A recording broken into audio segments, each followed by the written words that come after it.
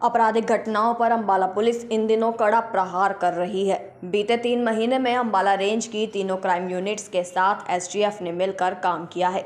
इस दौरान 75 गैंगस्टर और ह्यूमिनियस अपराध में शामिल अपराधियों को गिरफ्तार किया गया है, जिनमें से 14 अपराधियों को एनकाउंटर में चोट आई है।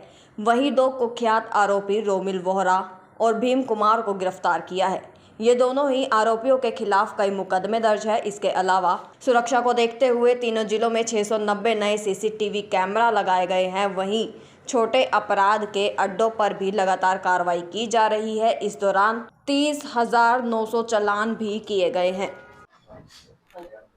आज आप सभी का इस प्रेस कॉन्फ्रेंस में स्वागत है। आज लगभग जब से मैंने ज्वाइन किया था उसके 3 महीने बाद आप लोगों के साथ दोबारा बातचीत हो रही है।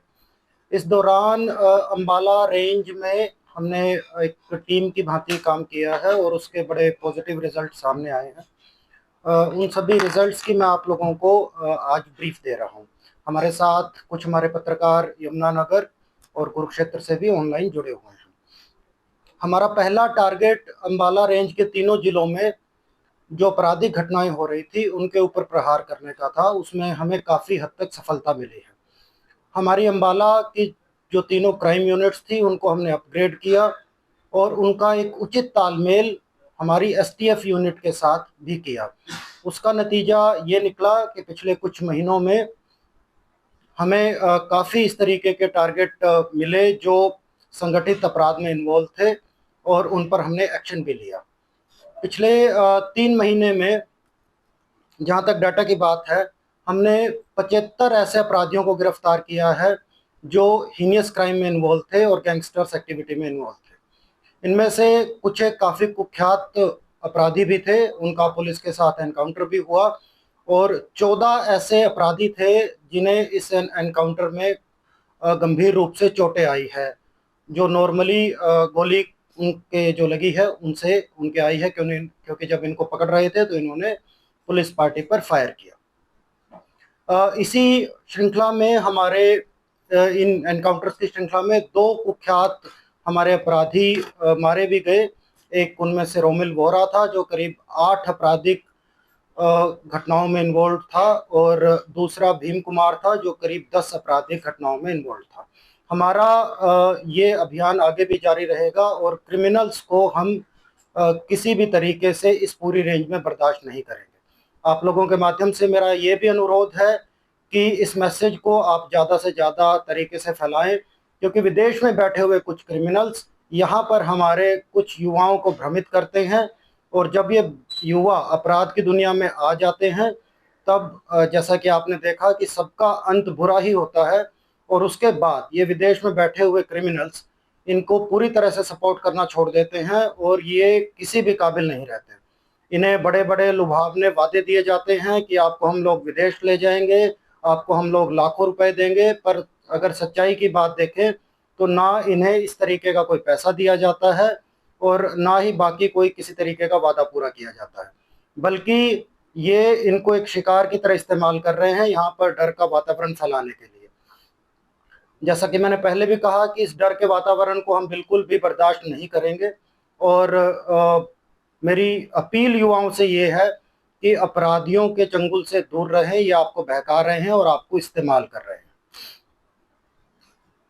इसके साथ साथ अपराध पर नियंत्रण करने के लिए हमने हमारा टेक्निकल सर्विलांस है उसको अपग्रेड किया है। तीनों जिलों में मिलाकर 690 नए सीसीटीवी कैमरे लगाए गए हैं। इसके अतिरिक्त 230 सीसीटीवी कैमरे अभी यमुनानगर जिले में और लग रहे हैं। इनका रिजल्ट ये निकला है कि जो भी आपराधिक घटना अब हो रही है उसको हम बहुत जल्दी ट्रेस भी कर रहे हैं और कुछ एक आपराधिक घटनाएं इन कैमरेज के लगने की वजह से उनका बचाव भी हो रहा है।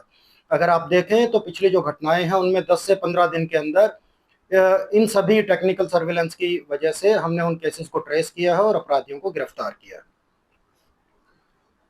अमूमतः जो छोटे अपराध हैं ये देखा गया है कि ये बड़े अपराधों को जन्म देते हैं और सभी अपराधियों का अगर आप देखें तो पहले वो किसी छोटे अपराध में लगा था, उसके बाद वहां से उसने अपने आप को बड़े अपराध में अपग्रेड किया है। तो इस तरीके के जो संगठित छोटे अपराधों के अड्डे चल रहे थे उन पर एक तरीके से प्रहार किया है। और पिछले कुछ दिनों में अगर मैं सिर्फ डाटा की बात करूं तो हमने स्पेशल टीमें तीनों जिलों में बनाई थी। जुए सट्टे के इस तरीके के जो अड्डे चल रहे थे उनमें 90 व्यक्तियों को हमने गिरफ्तार किया। उन पर जो ऑर्गेनाइज्ड क्राइम है उनकी धाराएं भी लगाई गई है ताकि उनको जल्दी से बेल ना मिले। इसके साथ साथ 224 व्यक्तियों को अवैध शराब बेचने में और 225 व्यक्तियों को एनडीपीएस नशीले पदार्थ बेचने में भी हमने अरेस्ट किया है। और मैं ये बताना चाहूँगा कि अभियान आगे भी जारी रहेगा। इस तरीके का जो अव्यवस्था समाज में लोग फैला रहे हैं उनको हम कतई बर्दाश्त नहीं करेंगे। सड़कों पर न केवल अपराधी बल्कि बाकी भी लोग जो एक अव्यवस्था फैलाते हैं उनके खिलाफ भी एक ड्राइव हमने चलाई। और इस तरीके के व्यक्ति जो विदाउट नंबर प्लेट की मोटरसाइकिल चलाते हैं, काले शीशे की गाड़ियां चलाते हैं या अपनी मोटरसाइकिल से आवाज़ें निकालते हुए जाते हैं, इन पर काफ़ी सख्ती पिछले 1 या 2 महीने में हमने दिखाई है। उसका रिजल्ट ये निकला है कि 9,400 चालान हमने ऐसे व्हीकल्स के किए हैं जो विदाउट नंबर प्लेट थे, तीनों जिलों के मिलाकर।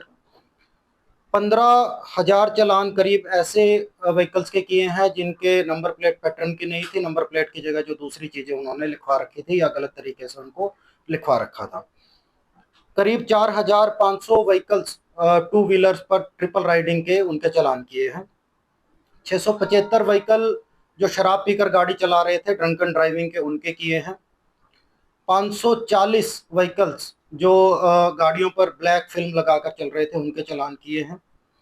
380 ऐसे व्हीकल्स जो अपने व्हीकल पे लाल या नीले रंग की ये बत्तियां लगा रहे हैं व्हीकल के अंदर या बाहर, उनके चालान किए हैं।